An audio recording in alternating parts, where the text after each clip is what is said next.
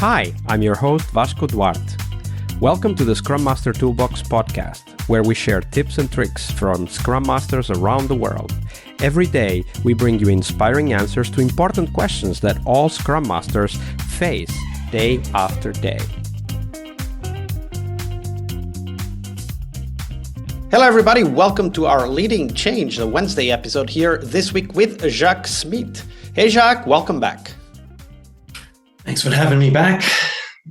Absolutely. So yesterday we were talking about David Marquet and his one of his books, Leadership is Language, if I remember correctly. And we also talked about how that affects how people see us and how we relate to other people. And I was just thinking that because today is Wednesday, we're talking about change, and it's all about leadership. I mean, I call this the change leadership episode, not the change management, but change leadership episode. I was just thinking how language is such a key and vital part of any change process as well. Now, I don't know if you're going to tell us a story related to how language affects change. We'll see how that goes, but we do want to hear a story about change. So Jaques, share with us a story of a change process you were involved with. Walk us through the process, right? Like from the beginning to end, how did that change develop over time? And as you go through the steps, highlight for us the tools, the tips, the tricks, and the techniques you learned back then that you still apply today. Great question. So from my Scrum Master journey, I went through a lot of evolution to try and address the fundamental change. How do we help a 20-something-year-old game developer make the transition away from traditional, people pay you to deliver. It doesn't matter what it looks like. It just has to be look like a professional product and be delivered, to we're making our own products for customers that we find ourselves, and we need to serve them by creating value that doesn't currently exist. And as kind of like making that transition from product owner to Scrum Master to Agile coach, I was faced with a lot of dilemmas that I actually didn't have the answers for. Most of the time, I was pretty convinced I had the answers and didn't really know I didn't have the answers until it kind of blew up in my face. And so myself and one of the founders of the company, we essentially worked together to try and address this issue. Really supportive, really great relationship, and I couldn't have done it without their support.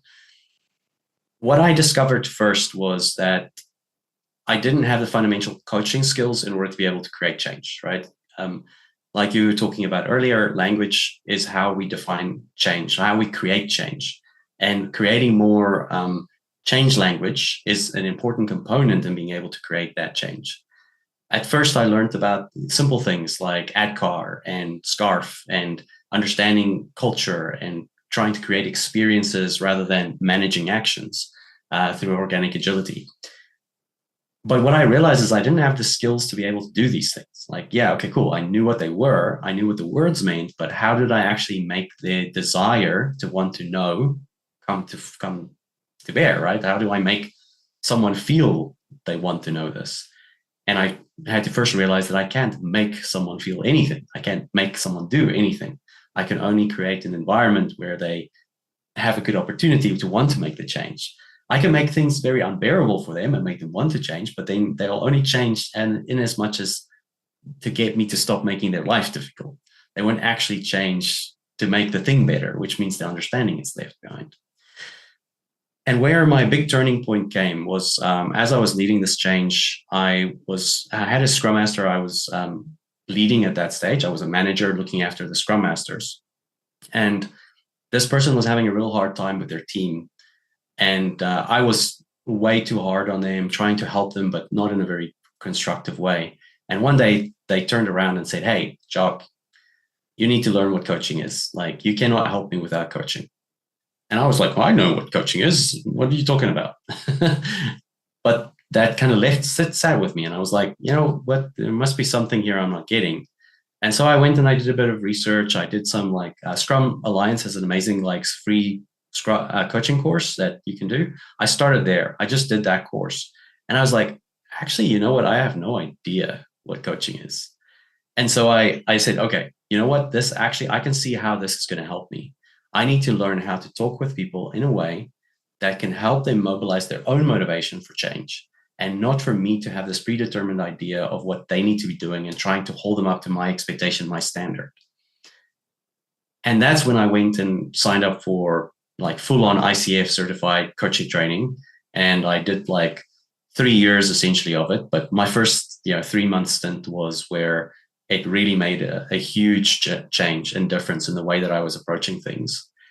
And that might seem strange when I'm talking about organizational change, but I'll explain why in a moment. And I think some of the more advanced. Why do you Scrum think it Masters sounds will get. strange? I mean, to me, it sounds very logical, but I guess you have an idea in mind that you want to introduce. Yeah.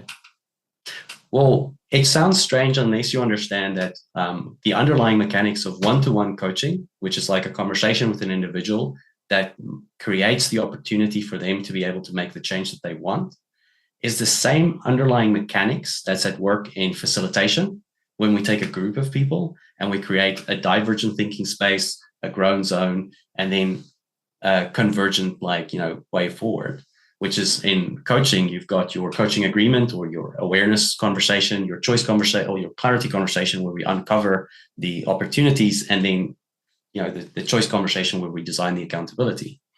And it's also the same as design thinking, where we have the double diamond, where it's like divergent thinking, we'll figure it out in the middle, and then converge on an idea. And organizational change is also the same thing, because you're dealing with a complex system. You're not dealing with a complicated system where everything is predictable and everything is knowable. There are a lot of unknown factors, and the same underlying skills that are required to think scientifically are the same skills needed to be able to, well, in a slightly different form, to be able to coach, to be able to facilitate, to be able to design products. Anything that is a complex system essentially requires the same kind of I don't know what the truth is here. I surrender my ability to know what's going to happen. But what I trust is that we have a process here that if we stay true to it and we know how the components interact with each other, we can create synergies that are more than the sum of their parts that will help us to solve the problem. And then I discovered constructivist learning and adult learning theory.